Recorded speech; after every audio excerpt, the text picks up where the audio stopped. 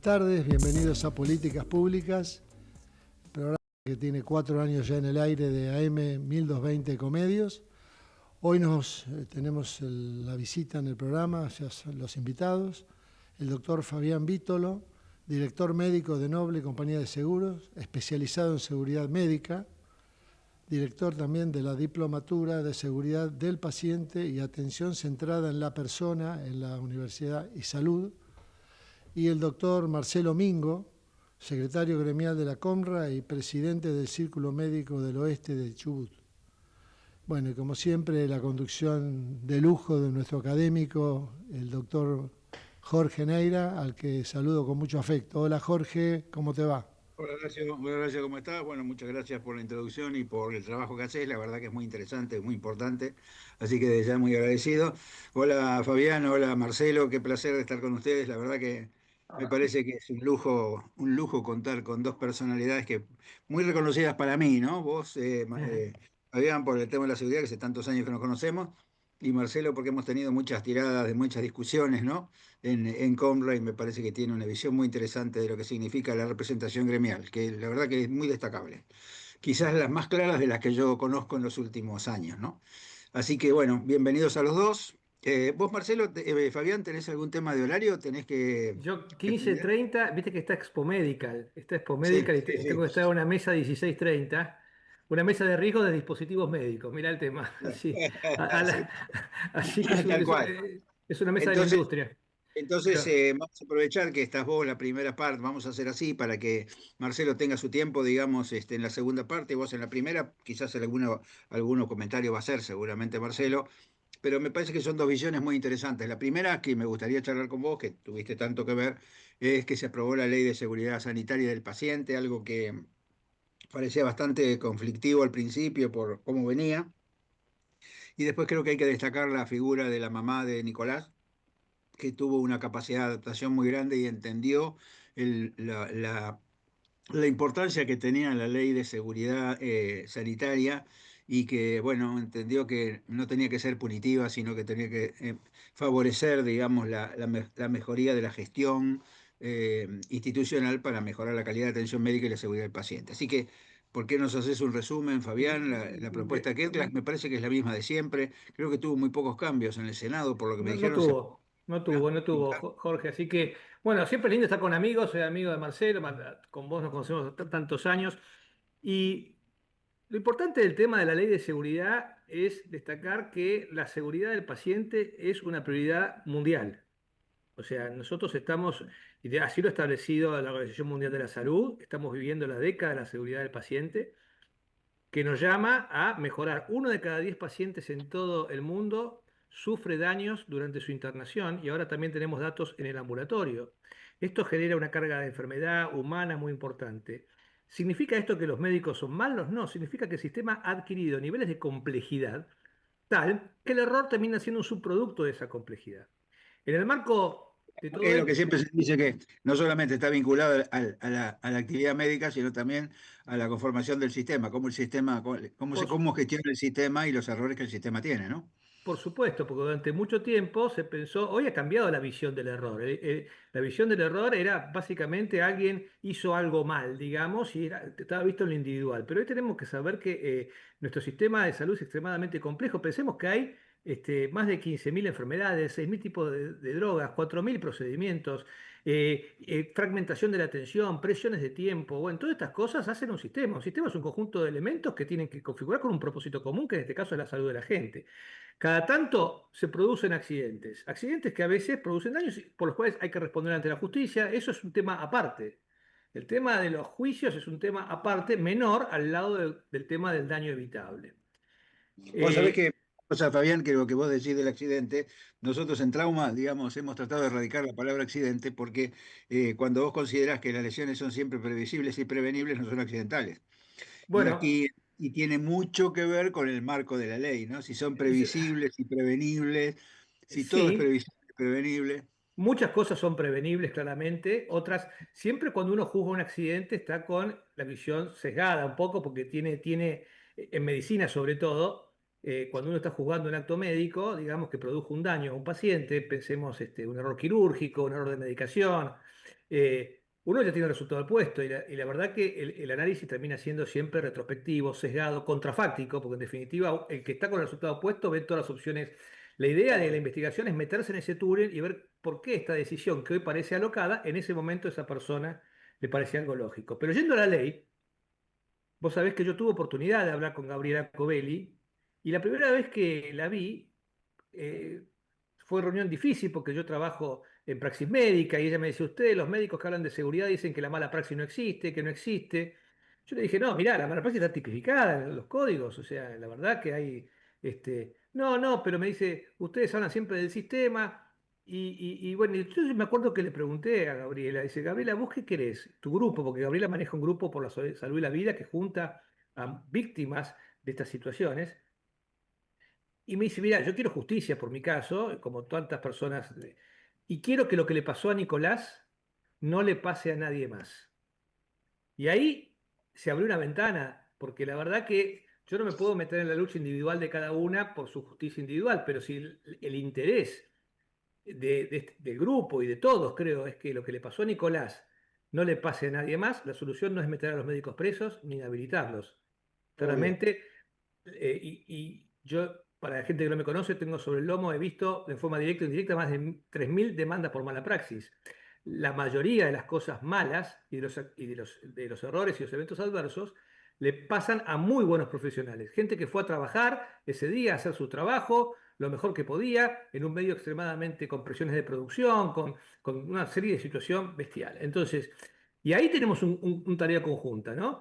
Porque no sé si te acordás que el primer proyecto de Gabriel era un proyecto muy punitivo, ¿no? Era decir, Tremendamente punitivo, te- tremendamente te- punitivo. tenemos que retener la matrícula del médico hasta que llegue la sentencia, tenemos que hacer un registro de médicos imputados, una cosa muy Sí, hay punitiva. que tener en cuenta, Fabián, que si vos escuchás el relato, que seguramente lo escuchaste como lo escuché yo de Gabriela, era como para tener eso, ¿no? Esa era la sensación de No, desgarro que ella tenía en es su que, cuerpo y quería venganza, yo, digamos. yo, yo, yo, yo, cuando yo he tenido oportunidad de estar y me siento muy cercano al grupo por la salud y por la vida, porque es muy fácil desde afuera, cuando vos Claro, no claro. sentís ese dolor, decís, son unas locas, las madres, viste que las madres del dolor siempre por los grupos son vistas como personas, y la Sí, sí, verdad sí. que hay historias ahí, cuando vos te cuentan alguna historia, más allá de que no tenés todo el relato, digamos, bueno, claramente hay cosas para hacer. Ahora, esta ley siguió su camino, o sea, tuvo que ser presentada en la academia, vos sos testigo, presentada Sí, ante pero los vos sabés cuerpos. que una de las cosas que yo rescato es Gabriela como motor de cambio, ¿no? Sí, Porque uno hubiera entendido, digamos, la necesidad de Gabriela y sin embargo Gabriela tuvo la capacidad para entender. No mucha gente tiene esa capacidad para entender y seguir no, impulsando una cosa que por ahí que era diferente de la que ella había propuesto, ¿no?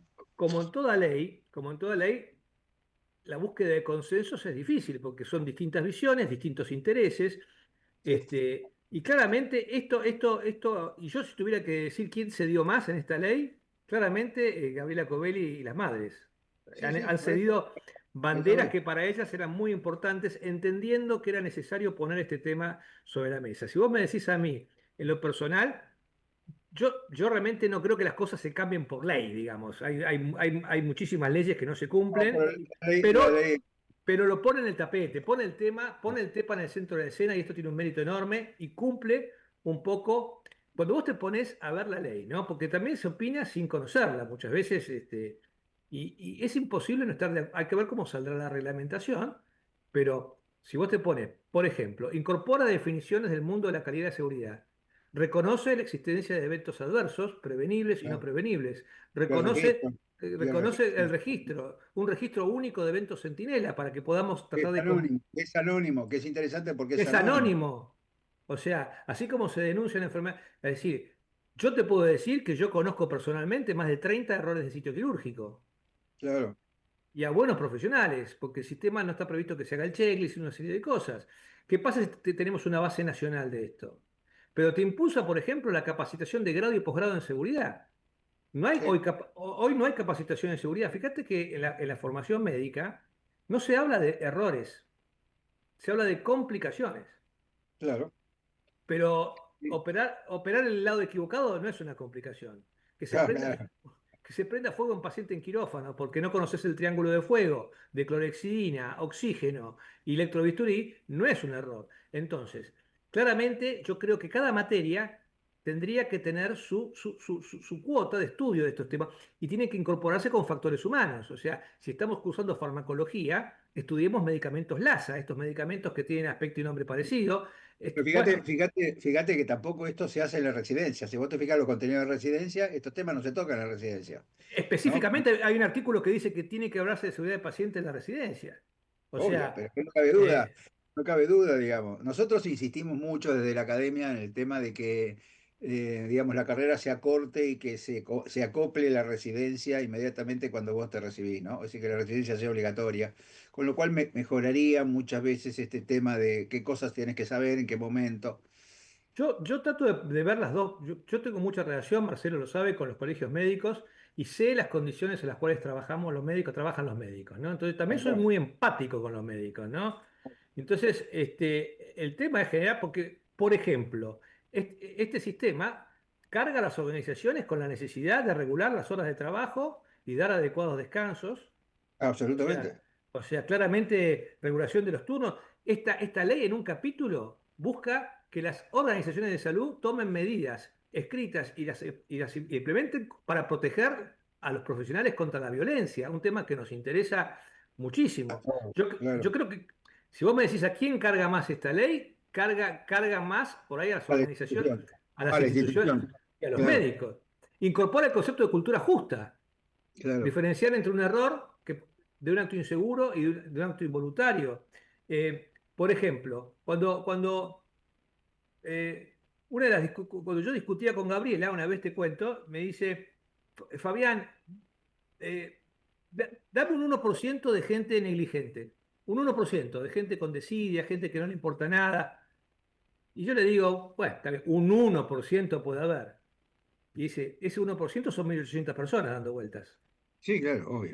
¿Y ustedes qué han hecho? Me dice. Ustedes, ¿qué han hecho para esta? Entonces ahí me quedé un poco. Yo seguramente Marcelo te va a decir todo lo que se hace, seguramente se ha hecho cosas, pero la imagen es esa, que nosotros no nos hemos autodepurados y que necesitamos alguna especie de regulación, tema que es ampliamente discutible. Otra cosa que me discutía, que me presentaba Gabriela es, mira, yo soy consciente, y yo también lo sé, que algún médico que estaba ya inhabilitado penalmente para actuar en alguna provincia, aparecía trabajando en otra provincia sin que hiciera un adecuado cruce de Y antecedentes. bueno, ahora eso con el programa nacional, sale la alerta, ¿no?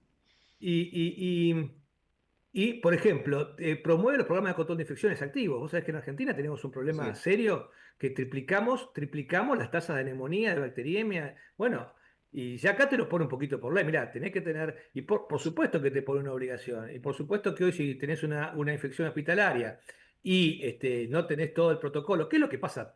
Por otra parte, hoy vas a tener más problemas. Entonces, yo creo que las organizaciones de acá se tendrán que poner las pilas.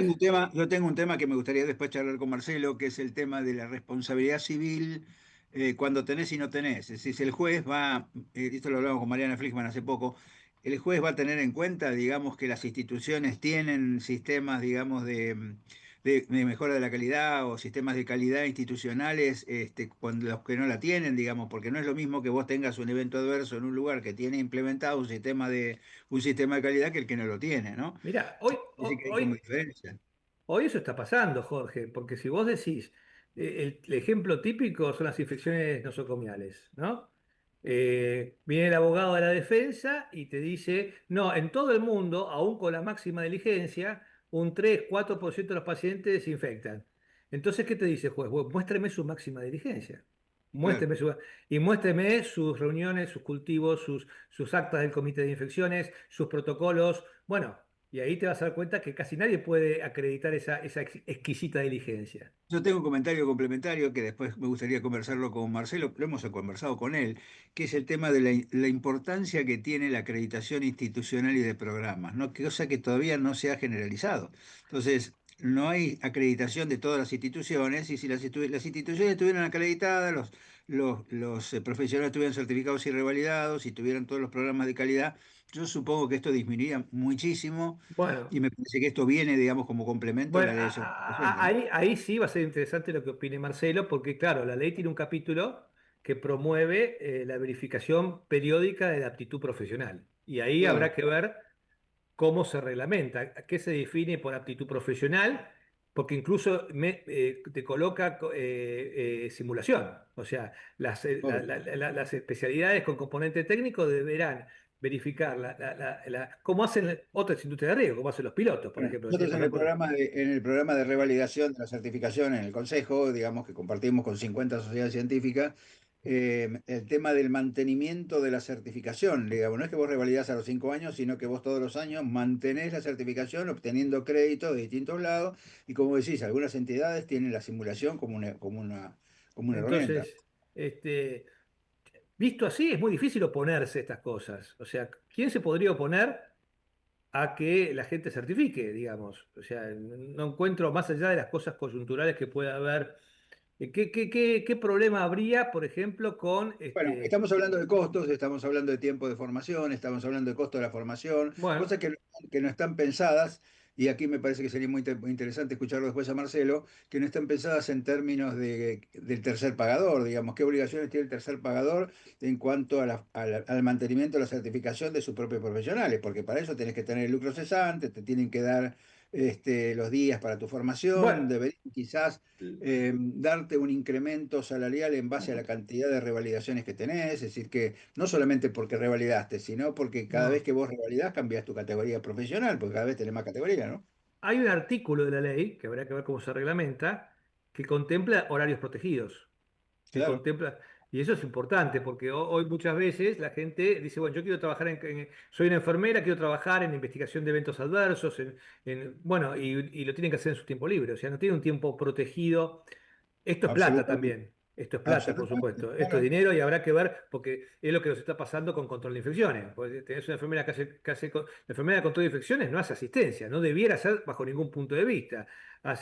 Controla, capacita, hace sus indicadores. Ahora, como hay una carencia monstruosa, termina ayudando en algunas cosas y se desvirtúa un poco la función. fíjate que hay 180.000 médicos en todo el país y 200, corregime Marcelo, pero creo que 250.000 enfermeras.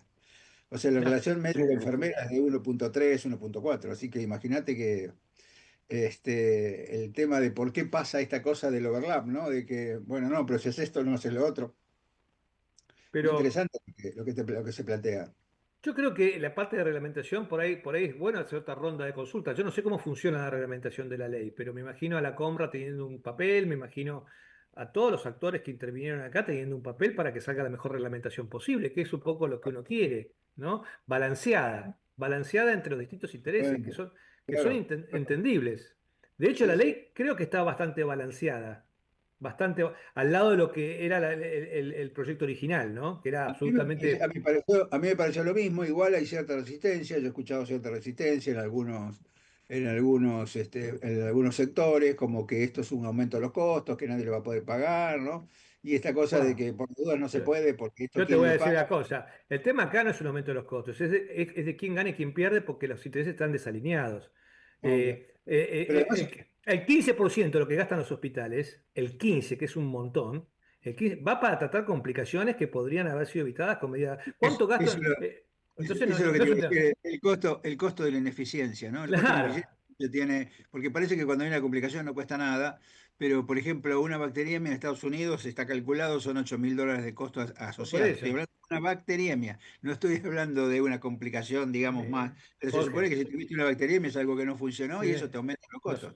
Nosotros nos debemos una reforma, claramente. Ahora no podemos Obvio. decir que esta ley desbalancea el sistema. Cuando vos No, perdés por todos lados, cuando hay mal gasto operativo, cuando hay mal gasto en la gobernanza, cuando hay fragmentación de la atención, cuando hay mal gasto de atención clínica directa, cuando hay sobreindicación de cosas caras porque son convenientes y cuando no utiliza, o sea, muchísima internación tiene que ver con una mala utilización de atención primaria. Vos estás gastando días. Entonces, no me vengan a hablar de costos. O sea, si vamos a hablar de costos, hablemoslo global claro. y hagamos una reforma como tiene que ser. Cosa que si vos te fijas en las instituciones, incluso en las privadas, es raro que se mida la costo efectividad de alguna cosa, ¿no?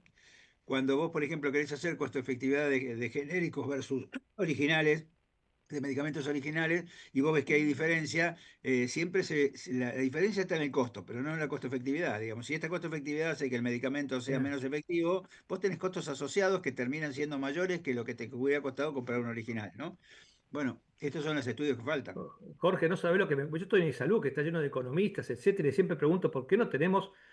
Hay Claro, estudios en todo el mundo, australianos, canadienses, españoles, del costo de la no calidad y la claro. costo efectividad de las medidas. Ya hay muchos estudios de la OCDE, pero claramente no somos de la OCDE y somos distintos. Ahora, básicamente no te ahorren los costos, porque con la opacidad alguien gana. O Obvio. sea, alguien gana con la opacidad. Entonces, es muy difícil en Argentina mostrar. Yo hace años que quiero mostrar cuánto le cuesta en Argentina una neumonía, una bacteriemia, una úlcera por presión. Nos debería dar vergüenza mientras hablamos de esto que el evento prevalente, más prevalente en Argentina es en las úlceras por presión, grado 3 y 4. O sea, Bueno, vos sabés algo. que nosotros hicimos en la academia hace unos años, creo que en el 2019, un consenso sobre úlcera de presión con muchas entidades que está a disposición de todo el mundo. Empoderamos mucho a la enfermería en el tema del control de las úlceras de presión y Central. sobre todo en la prevención. Tal es así que habría que cambiarle el nombre, porque cuando vos hablas de úlcera de presión ya te pasaste la primera etapa, que es la del eritema, Exacto, ¿no? son lesiones asociadas a la dependencia, porque acá le Exactamente. agrupás la dermatitis, le agrupás las lesiones por autoadhesivos. Ahora, yo te digo, es un costo mundial bestial para el sistema de las úlceras, ¿eh? Obvio, Como de claro. las trombosis venosas por mala profilaxis. O sea, acá lo que tenemos que entender que Argentina gasta cerca del 10% de su PBI en salud y estamos lejos de tener una buena calidad. No podemos aumentar, necesitamos ser mucho más eficientes. Absolutamente. Entonces, obviamente, y necesitamos alinear los intereses económicos, porque todavía, Jorge, hay clínicas que por el modelo de financiamiento ganan más por los pacientes que se complican que por los que andan bien. Claro. Entonces, si yo voy a ganar, si un paciente se me infecta, y dice, yo me pasa, le digo, ¿cómo estás con neumonías? Estoy muy bien, estoy con la media nacional. Escuchame una cosa, si el paciente se queda un mes internado, y bueno, factura un mes de terapia, un mes de cama de terapia, a lugares donde no tiene mucho, siempre te dicen, no, bueno, pero el giro, cama, bueno, pero facturás. O sea, hay estudios muy Absolutamente. interesantes en Estados Unidos de cuál es el costo, la ganancia de los pacientes que se complican versus la de los que andan bien para los que facturan por prestaciones. Entonces, Obvio. si vos, por ejemplo, Medicare hace una retención de pagos a los que tienen una serie de condiciones, no es que no le pagan, pero si vos tenés una neumonía asociada a respirador, bacterias, y estás en el percentilo 25 para abajo, a fin de año te retienen el 1% de los pagos de Medicare, que para un No, hospital claro. medio en Argentina, que son de 65 millones, o sea, perdés $650.000 porque no te calentaste en que tus pacientes no tuvieran bacteriemias por sondas vesicales. Entonces, Y yo vos creo sabés que que hay una cosa muy interesante con las infecciones asociadas a los procedimientos, porque hay una tasa, digamos, de utilización de procedimientos. Por ejemplo, la tasa de utilización de sonda, la tasa de colocación de catéter, la tasa de ventilación mecánica. Y si vos comparás eso con las tasas de infección, vos ves que cuando, por ejemplo, te aumenta la tasa de infección en urinaria, es porque cambiaste la bolsa. Y porque la bolsa, en lugar de ser de la mejor calidad, como costaba un poco más cara, compraron la más barata. Ahora compran la más barata y resulta que tienen más gasto por el tema de las infecciones asociadas ¿no? Al pero procedimiento. sin duda, yo creo que nos merecemos mucha más discusión, más profunda, porque la ley se enmarca en un sistema que está colapsado. Por ejemplo, el tema de dotación de personal. La ley te dice tiene que garantizar dotación de personal suficiente. Bueno, dígame cómo. Claro. Dígame cómo, porque la verdad, ¿Cómo y con qué? ¿Cómo y con qué? claro, ¿cómo logro? Porque está probado que cuanto más auxiliares de enfermería y menos profesionales, más infecciones tenés, más problemas tenés. Entonces, como vos bien decías, hay una carencia monstruosa de enfermería en la Argentina. Muchas de estas cosas de cuidado caen en enfermería, no tanto del No, pero médico, no ¿no? solamente hay carencia de enfermeras, si vos haces el cálculo de cantidad de licenciadas, cantidad de enfermeras y cantidad de auxiliares, hay provincias, como no voy a decir cuál para no ser injusto con las provincias, pero hay una provincia del centro de nuestro país que tiene el 80% de auxiliares de enfermería. Así es muy difícil, te va a aumentar los eventos adversos. Claro, Y, y, y, y bueno, y sigo viendo errores quirúrgicos. Yo veo todo el tiempo esto. A mí no me la cuentan por mi trabajo. A mí no me lo tienen que hacer reporte de incidentes. A mí me llegan, porque trabajo en una compañía de claro, seguros. claro, claro. Entonces, y cuando pasan estas cosas, vos decís, ¿cómo puede haber pasado? Y te vuelvo a repetir, son cosas sistémicas, falta de coordinación, falta de comunicación, información que no llegó a la persona que tenía que llegar en el tiempo oportuno, falta de capacitación de algunas cosas básicas. Y tiene que ver con esto que te dije de pensar que la medicina hoy ya requiere al médico formarlo en factores humanos, claramente, como otras industrias de riesgo. No alcanza con la excelencia individual, no alcanza. Puede alcanzar hace muchos años, hoy Bueno, pero está la mejor. excelencia individual te llevaba a que aunque hubiera un problema en la complicación, como lo había operado el que sabía más, no pasaba nada, ¿no? Y muchas Mm, veces pasaban cosas que se enterraban debajo de la y sí, alfombra. A mí me bueno, parece que esto... la transparencia siempre es buena para mí, en el Claro, largo plazo. O sea, siempre cuando enseño estas cosas, sobre todo cuando pasan cosas horribles y que la gente se le da tanta vergüenza y miente a veces, porque muchas veces no se anima a decir la verdad. Yo lo que he visto y lo he comprobado incluso la gente perdona mucho más de lo que nosotros pensamos sí, sí, sí, sí, sí. cuando percibe que ese perdón es sincero, es humilde, y que, ahora, cuando vos sobre la base de un error empezás a mentir, empezás a buscar cosas, bueno, ahí no hay quien te salve, la verdad. Pero le Así estoy es. quitando tiempo a Marcelo, así No, que... igual son las 15:30, ahora tenemos que pasar seguramente al segundo bloque. Te liberamos para que puedas ir a la... Marcelo, vamos a estar con Marcelo muy pronto discutiendo estos temas, seguramente. Voy a Sí, estar ahí en Esquel, es un amigo. Y la compra ha tenido un papel central en esto, ¿no? Porque la verdad que está yo bien. estuve Sí, muy cerca de Ketlas, el diputado, en los Qué bien, primeros claro. inicios de esta ley, que, como decían, era muy punitiva, era sí, Pero sí, yo sí. quiero más rescatar lo que te punitiva. decía antes, Marcelo. Déjame que te diga, yo rescato de Marcelo que tiene una visión muy interesante de lo que significa el gremialismo médico. No, y bueno, por eso te digo, hay que poner una cosa en el medio, porque si vos te bandías para un lado o para otro, entras a hacer cosas partidistas. Tenemos que Sí, sí. buscar y co-crear entre todos, ya que está la ley, digamos, la mejor reglamentación posible. Esta es mi visión, por lo menos por ahí medio naif, por ahí medio No, pero ingenua, yo creo que pero Marcelo es una de las personas que estando del lado del gremialismo, ¿no? Entiende muy bien el problema y tiene ideas innovadoras, sobre todo para sumar, y me parece muy interesante, por eso nos interesa mucho lo que vaya a explicar ahora. Estabas hablando, Marcelo, que estaba diciendo. No, que el tema del inicio de la ley, yo no hablé con la madre de Nicolás, hablé directamente con Kettler y su equipo, y era una ley muy punitiva que vos veías que era muy agresiva para el gremio, para los médicos, también para las instituciones, pero básicamente desde el punto de vista del médico, quedaba un poco en el centro de cualquier escena, sin casi derecho a defensa. Una vez denunciado iba a la horca directamente. Bueno, Bueno, todo quédate esto ahí, por... Marcelo, que tenemos que Sí, ir a la tanda, como dicen, ¿no? ok. Así que el nos tiempo vamos es a la tanda, tirano. aprovechamos, lo despedimos a Fabián, mucha suerte en el Chao, Chao, Congreso. Fabián, nos chao, estamos viendo. Marcelo. Lindo verte, Marcelo, Jorge. chao, Igual. Fabián, muchas gracias. Entramos, Marcelo, por el mismo link, ¿eh? Ok. Dale. Chao, Fabi, gracias.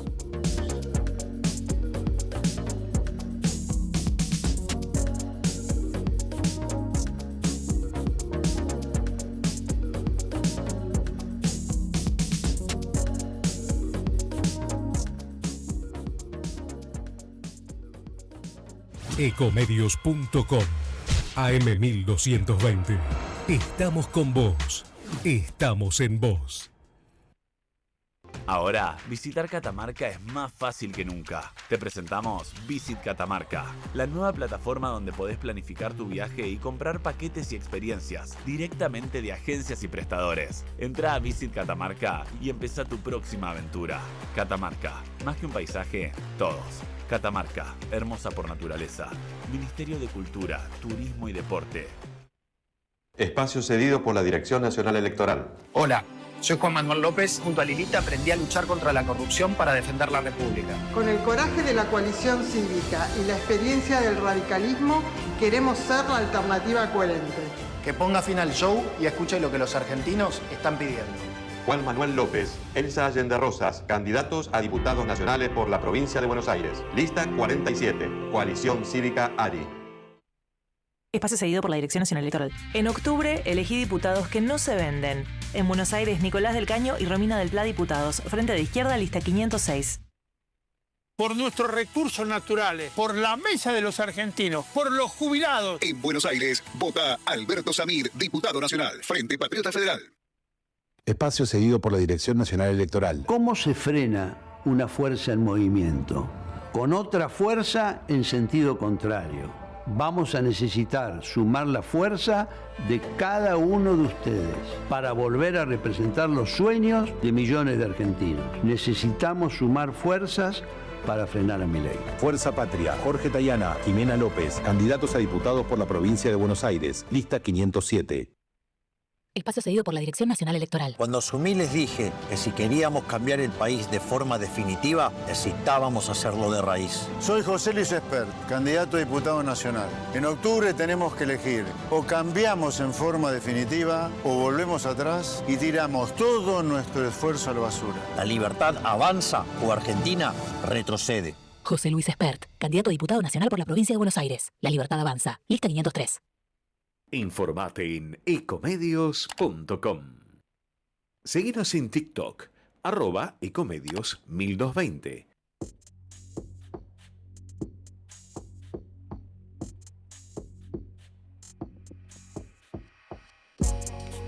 Bueno, y después del corte comercial, seguimos con Políticas Públicas 2030. Jorge.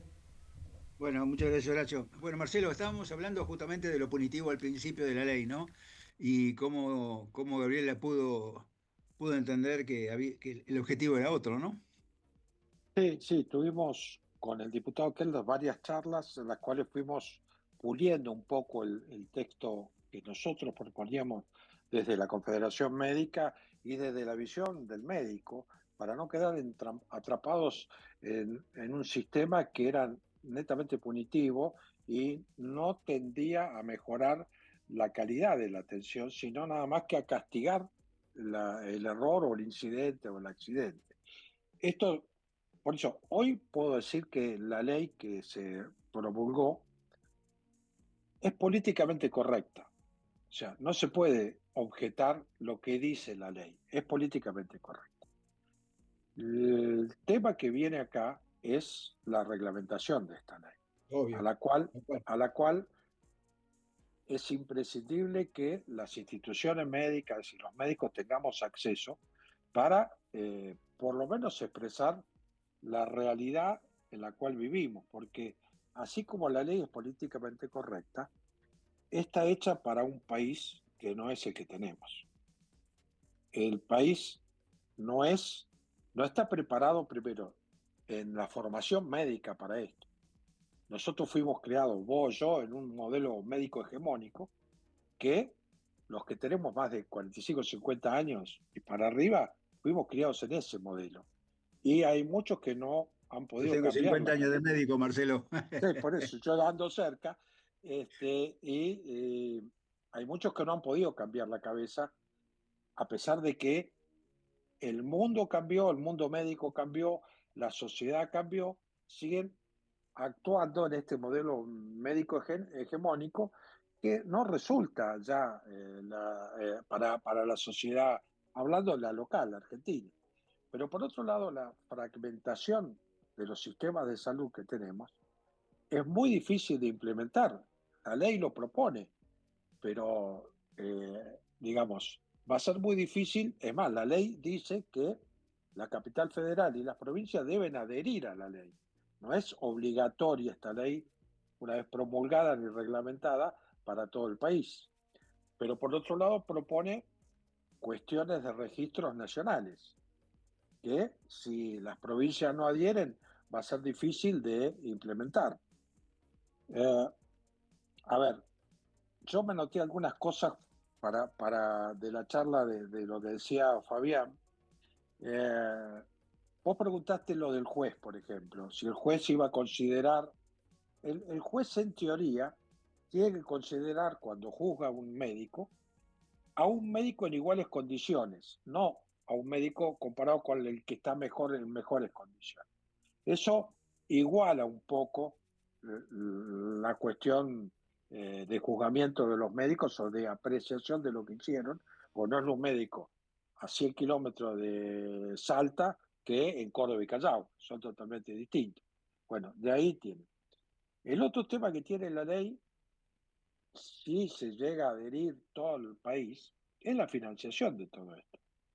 la financiación, que volvemos un poco a, va a ser o nacional o los financiadores, llámese obras sociales, prepaga, qué rol van a jugar en todo esto, o aquellas clínicas que tienen médicos a sueldos si van a poner sobresueldos o algún tipo de incentivo económico para aquellos que van, digamos, ascendiendo en su capacitación.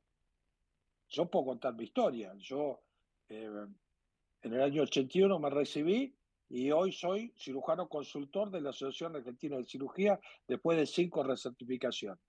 Claro. Ahora, nadie, y vivo a 2.000 kilómetros de Buenos Aires, nadie me pagó un pasaje para ir a los congresos, nadie me pagó ningún tipo de nada. Y además, para hacer las 5 revalidaciones, tuviste que poner plata para hacer cursos y para hacer cosas, para ¿no? hacer todos los cursos que me permitían juntar, Además, bueno, todo esto. tuviste que utilizar tu tiempo, ya sea pagando una guardia, sacando vacaciones. Sí, sí. O sea, el sistema no te ampara en todo esto. O sea, mientras no esté, y puede parecer banal, pero la financiación es muy importante. O sea, si a vos dice, habla de plata, sí, hablamos de plata, porque el médico es un trabajador, en definitiva, y requiere de recursos extras para mejorar en su capacitación. Las empresas mandan a la gente a capacitar, ya incluso hasta fuera del país. Y acá hay pocas instituciones, sobre todo algunas que manejan sus ex residentes o los residentes, que lo mandan a rotar afuera con un gran esfuerzo económico de los mismos médicos también, pero con un gran aporte de conocimientos que pueden traer de vuelta.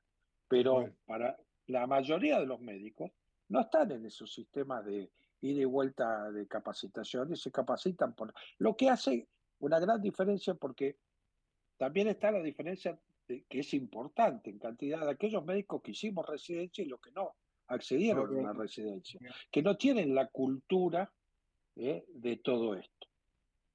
El otro tema que tiene la ley son las recertificaciones. Las recertificaciones, yo estoy totalmente de acuerdo, pero hay que evaluarlas si no, o sea, cómo las va a tomar el mismo médico si no va. Hay que convencerlo que tiene que estar sujeto a un control externo de su actividad y que no es un control punitivo, sino al contrario, es una cuestión de sumar y de verificar que quien está a cargo de lo que está haciendo está en condiciones. Y esto no es como el carnet de conductor, nadie puede negarse a renovarlo. Habrá que métodos que habrá que combinar entre las sociedades científicas y el Estado para no duplicar gastos. O sea, yo no puedo dar las recertificaciones en la Asociación de Cirugía y después que venga el Estado a pedirme que yo dé otra nueva recertificación. Fíjate que el Estado tiene, digamos, el reconocimiento, tiene lo que se llama las entidades certificantes, que el Estado reconoce las entidades certificantes, con lo cual el certificado de las entidades científicas que tienen la 1448, que es la resolución que las reconoce como entidades certificantes, es válido para todos lados. Después en los colegios locales tendrá que tener la aceptación de los colegios de la certificación que tienen otro lado diferente, Claro, ¿no? por eso debe figurar en la reglamentación de la ley también. Sí, O sea, eso está, digamos, en lo que significa, digamos, la estructura del ministerio y hasta ahora ha funcionado bien. Sí, sí, sí. Yo entiendo que... Ha funcionado bien, sobre todo para que te otorguen las especialidades locales, los colegios médicos de ley, pero hay 13 provincias que no tienen colegios El médicos de Ministerio ley, de Salud. Pero el que Ministerio de lo Salud... maneja el Ministerio de Salud. Funciona, pero no lo vi reflejado enteramente en la ley. Espero que en la reglamentación sí. Sí, a mí me parece que ese es un tema, es el tema más fácil, porque la revalidación, nosotros no hablamos de recertificación porque el mecanismo no es el mismo, lo que vos haces es revalidar la certificación que tuviste, ¿no?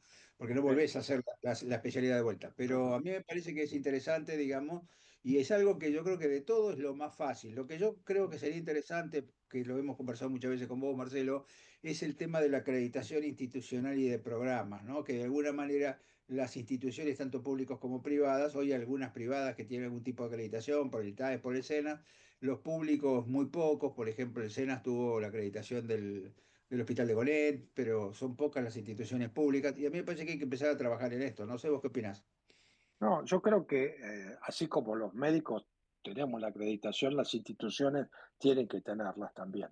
Y es más complejo todavía, porque las Claro, instituciones, digamos, tienen en su interior un montón de actividades, para ponerles algún nombre, que tienen diferentes reglamentaciones, diferentes estándares para claro, lograr las recertificaciones.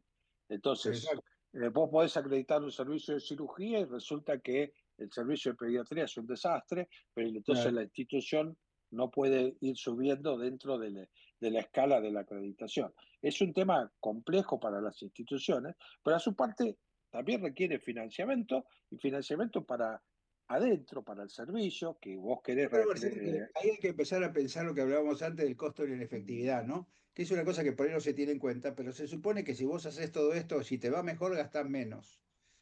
¿Vos qué opinás de eso? Yo creo que hacer las cosas una sola vez y no tener que arreglarlas después es siempre más barato. Esto está claro. Lo ves en tu práctica diaria. O sea, cuando todo sale bien en una cirugía, eh, independientemente de cuál sea el nombre que le ponga, complicación, incidente, siempre es mucho más barato cuando sale todo bien. Y para que salga todo bien, tiene que haber, por ejemplo, a mí me cuesta mucho, me costó mucho implementar en el hospital de Esquel, por ejemplo, el checklist, porque Claro. implica, para empezar una cirugía, una pérdida, no es pérdida, un uso del tiempo de 5 minutos previos en la que si uno no está convencido no lo hace, no los usa esos 5 minutos. Pero aparte hay varios actores porque tiene que estar el anestesista, la cama de quirófano, la enfermera, hasta quién trajo al paciente, el camillero. Bueno, hay un montón de gente involucrada en un checklist que si no están todos funcionando y convencidos de lo que hay que hacer, eh, salvan. Yo tuve que implementarlo yo personalmente para evitar posibles errores y lucho todavía para que se implemente orgánicamente. Claro, Pero claro. aparte, no es solamente la cirugía general, la traumatología, la obstetricia, la cirugía ginecológica, son muchas cuestiones que tienen que coincidir para que esto funcione. Pero es claro lo que vos decís, cuando las cosas se hacen bien de entrada y no hay inconvenientes, siempre es más barato que tener que solucionar problemas posteriores, sea de la índole que fuera. Sí, porque Esto fíjate, vos, está por claro. ejemplo, yo pensaba, ¿no? Vos haces una hemicolectomía, ¿no? Suponés hacer una hemicolectomía a lo Dixon, como le dicen ustedes. Y al tercer o cuarto día empieza con alguna manifestación abdominal. El primer diagnóstico de disencia de la sutura, ¿no? Tampoco la disencia de la sutura es solamente porque no le puso bien los puntos, porque con la sutura mecánica hasta es un tema. Sí, sí, Pero por ahí suponete que enganchaste un divertículo y justo en ese lugar te quedó un agujerito. Y la resolución de eso también tiene que ver con la calidad, porque si vos al paciente lo operás en los 3 días, que recién empieza con las complicaciones, antes que empiecen las complicaciones mayores, vos resolvés el tema. Yo siempre le decía a los cirujanos, yo tuve la suerte de trabajar con muy buenos cirujanos, y yo le decía al cirujano, vos tenés que decirle cuando haces una micolectomía a lo Dixon, digamos, bueno, está todo bien, la verdad que el paciente está bárbaro, la única posibilidad que tiene es que al tercer o cuarto día tenga alguna manifestación abdominal por la licencia de la sutura, que no depende de cómo yo la cosí, sino de las características propias, y eso facilita todo, porque facilita cuando tiene indicación quirúrgica, por la gente dice, ah, usted me dijo, y bueno, si lo tengo que operar ahora, ¿cómo lo va a operar si usted me dijo que estaba todo bien? Mirá la diferencia, ¿no? No, En la la relación anticipación, y a mí médico-paciente, perdón, la relación médico-paciente es básico en esto, desde que se claro, sienta por primera vez al consultorio hasta que vos le das el alta. Pero también claro, la infraestructura tiene que ver con todo esto. obvio, tal cual. Eh, yo cuando empecé a operar más complejidad en el hospital de Esquel, no tenía terapia intensiva. Y entonces, ¿qué tuve que hacer? Tuve que formar mi terapia intensiva para poder seguir operando complejidades. Claro. Entonces, tenés que fomentar la creación de infraestructura y de profesionales acorde con eso para poder manejarte tranquilo en un nivel de complejidad cada vez mayor. Sí, sí. Y esto significó un costo inmenso para el hospital, pero tuvimos buenos resultados. Claro, bueno, pero a ver, hay inversiones, en realidad ahí lo que tenés que ver si eso es un costo o una inversión, ¿no? Es una Porque vos inversión. hiciste una inversión, en realidad una inversión que fue costo eficiente, porque al fin y al cabo tuvo mucho beneficio para el hospital, ¿no? Y me parece que esto es lo que hay que empezar a generar, hay que generar la cultura de la calidad, y a mí me parece que en la medida que el hospital entienda, porque esto es una cosa que tiene que entender el hospital, como vos decís, no tiene que entenderlo un jefe o un servicio, sino lo que tiene que entender es el hospital como propio, ¿no? Claro, es todo, pero aparte, dentro de las provincias hay diferentes escalas de hospitales, hospitales municipales, hospitales provinciales, Claro. obras sociales de la provincia, obras sociales que son nacionales. El sistema es tan complejo que decidir una sola cosa que se aplique para todos, te diría que es utópico. Es la coordinación en las provincias de todo esto tiene que estar reflejada también en cómo adhieren las provincias a esta ley y cómo se reglamenta para que haya una directriz común en todo esto. Porque no es lo mismo reglamentar esto para un hospital municipal de Chivilcoy que para un hospital de alta complejidad de la ciudad de Trelew, por ejemplo. Claro. Bueno, pero eso es Entonces, lo que digo, ¿no? A mí me parece que habría, cuando yo te hablaba de la acreditación, yo siempre insisto en lo que se llama la acreditación por categoría, ¿no? Es decir, vos tenés que acreditar en la categoría de procedimiento que podés hacer. De tal manera que vos podés ser un hospital categoría 2, suponete que sería una categoría intermedia, y entonces vos podrías atender hasta determinado nivel de paciente, pero no otro. Ese otro paciente que tiene más complejidad tendría que ir a un hospital de nivel 1, de nivel 3, depende de cómo vos lo mires. Y a mí me parece que estas son las cosas que favorecerían esto, ¿no? Y el tema, como vos bien decís, del hospital municipal y el hospital provincial siempre es un problema, porque hay una duplicación de recursos. Así que yo el otro día estuve en Rosario, viste que Rosario tiene Rosario y Santa Fe, tiene dos colegios, mejor dicho, tiene un colegio con dos sedes, y ahora por suerte se llevan bastante bien. Y me contaban que el hospital pediátrico que está en Santa Fe, cuando llueve un poco se inunda. Entonces, viste, voy a decir, estas son las cosas que hay que tener en cuenta, hay que poner, digamos, hay que poner en la carpeta todas las cosas que hay que modificar y que a mí me parece que harían mucho bien, porque la duplicación del recurso no es buena para nadie. no, y por otro lado, volviendo al tema de las diferencias, el tema de la conectividad. Si uno quiere implementar historias clínicas digitales en todo el país, las diferencias son abismales. Entonces, hay que tener en cuenta esto también cuando esto se quiera poner en marcha, porque y la protección de datos de las historias clínicas, los accesos restringidos o no. O sea, es un ahí cuando se ponen plazos de 3, 4 años por delante, conociendo un país como Argentina, que las cosas le cuestan mucho hacer, sobre todo cuando hay Bueno, que vos fíjate, invertir. fíjate como vos decís que la historia clínica electrónica todavía no está difundida 100%, ¿no? Hay Claro, algunos, incluso en algunos lugares muy desarrollados no tiene historia clínica electrónica. sí, por eso te digo. Entonces, imagínate trasladarla al interior de las provincias. Va a ser un desafío inmenso y una inversión que hay que ver de dónde van a salir los recursos, porque aparte están las prioridades de eso. O sea, antes, en una de esas, antes hay que arreglar el techo de donde se llueve antes de llevar la conectividad. O sea, Bueno, esto que vos decís a mí me causa gracia porque yo siempre insistía con el tema de la acreditación de los hospitales de la ciudad de Buenos Aires. Y bueno, pero los hospitales de la ciudad de Buenos Aires no se pueden habilitar porque no están en condiciones por los bomberos. Bueno, le digo, ¿por alguien lo tiene que resolver? No podemos seguir con la letanía de que el hospital de la ciudad no se puede acreditar porque los bomberos no lo habilitan. Bueno, modifiquemos lo que necesitan los bomberos, ¿no? claro, sí, sí. En la articulación de todo esto entre los controles y quiénes son controlados, eh, tiene que tener un ida y vuelta permanente y un avance en base a realidades también, porque no quisiera que esta ley quede en una utopía tampoco, pero No, tiene claro. que bajar, tiene que bajar a la realidad argentina, y primero es un trabajo político para lograr la adhesión de las provincias, desde el Ministerio de Salud, y por otro lado, que va a ser quien un poco mantenga el devenir de esto, porque la cabeza de todo esto es el Ministerio de Salud. Efectivamente. Vos sabés que yo siempre insisto con un tema que son los modelos virtuosos, ¿no? El modelo virtuoso es como un programa se puede desarrollar virtuosamente en una institución. Nosotros tuvimos una experiencia muy interesante con el Hospital de Cuenca Alta, que es un hospital público, SAMIC de la provincia de Buenos Aires. Viste que los SAMIC tienen 70% de financiación de la nación, 20% de la provincia que corresponde, y tienen la posibilidad, es como el Garraja, ¿no? Y tienen la posibilidad de facturar, digamos, las prestaciones que hace. Y la experiencia con el Hospital SAMIC, que tiene 100 y pico de camas, 180 camas, fue maravillosa porque los tipos tienen una capacidad, son toda gente joven, con una gran capacidad de trabajo, muy comprometidos con lo que hacen. Es el hospital más limpio que yo he conocido. Yo le decía, daba gusto porque vos entras al hospital y brilla todo.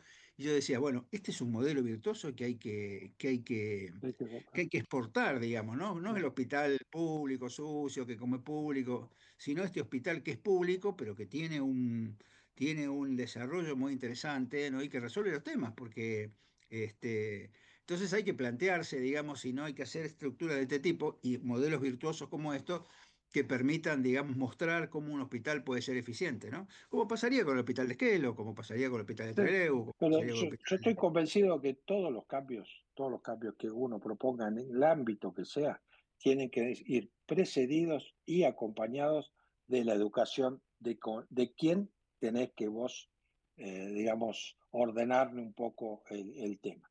Esto no se puede imponer.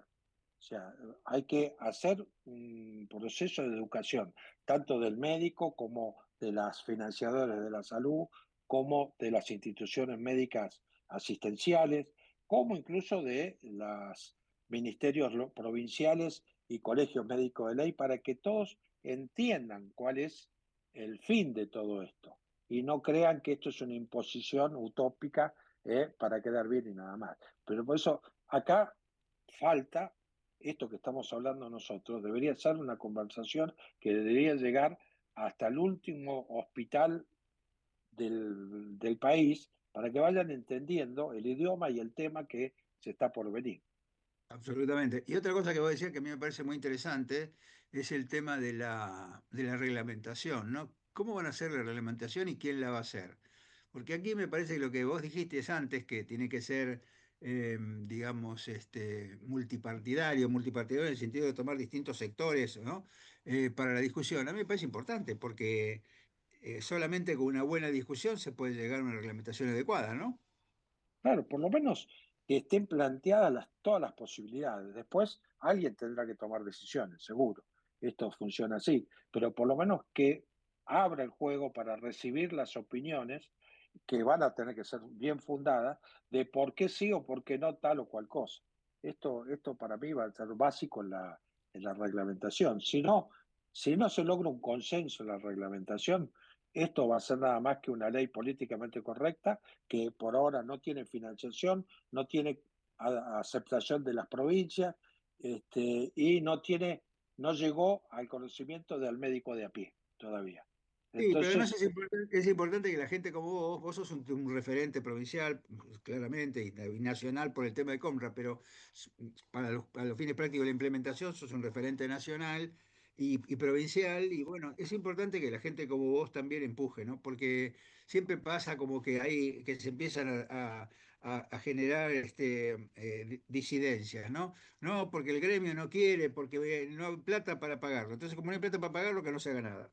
A mí me parece que vos tenés una posición distinta porque entendés la cosa de otra manera y yo creo que es importante que gente como vos sea también un vector para el diálogo, ¿no? no, yo estoy, así como decir, estoy convencido que los cambios hay que hacer y que esta ley es políticamente correcta y es beneficiosa para el conjunto. Ahora hay que coordinar las acciones y educar a todos en este proceso para que la ley sirva, se cumpla y pueda lograr una reglamentación acorde al país que tenemos también. Y no una reglamentación que sea incumplible. Exactamente. Bueno, Marcelo, nos tenemos que ir porque ya es tiempo y Bueno, además ahora estamos muy cortos porque como viste hay este aviso de los distintos partidos políticos.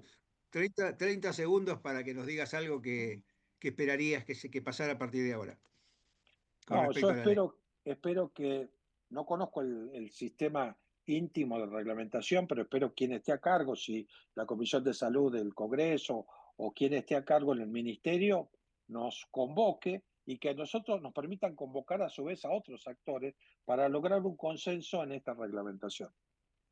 Bueno, Marcelo, muchísimas gracias. Como siempre es un placer charlar con vos. Creo que sos un Igualmente, referente Jorge. muy importante, así que bueno, sigamos trabajando en este tema. Muchas gracias, buen Bueno, finde y nos seguimos gracias. viendo. Gracias, Jorge, igualmente.